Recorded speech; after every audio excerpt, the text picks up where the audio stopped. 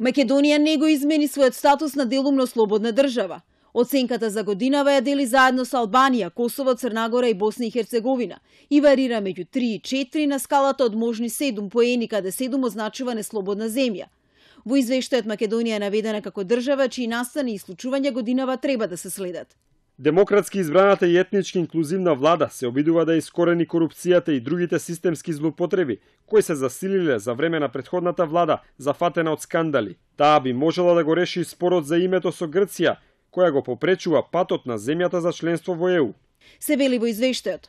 Оценката за делумна слобода е реална, вели Марко Трошановски од Институтот за демократија. Така, например, правната рамка поради која во минатото беа правени многу злоупотреби во голем дел се уште не е смената.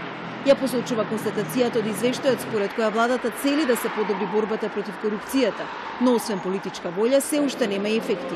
Тоа е според него поврзано со независноста на судството, која што се уште не е заокружена поради реформите кои што се во тек. Квалификацијата на заробена држава која што добивме со претходните извештаи на Европската унија не сме ја елиминирале целосно, бидејќи заканите, како што и самиот Прибе нотираше во втората верзија на неговиот извештај, заканите истата заробена држава повторно не се случи, се големи.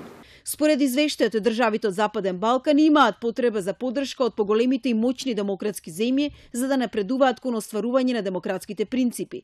Се констатира дека во Македонија посредништвото од Вашингтон и Брисел помогнало да се разреши долгогодишната политичка криза, отворејќи пат за нова демократски избрана влада. Како поинаков пример е наведена Србија, каде како што стои во извештајот, толеранцијата на европските лидери кон председателот Вучич и неговите авторитарни тенденции му овозможиле да ја придуши опозицијата.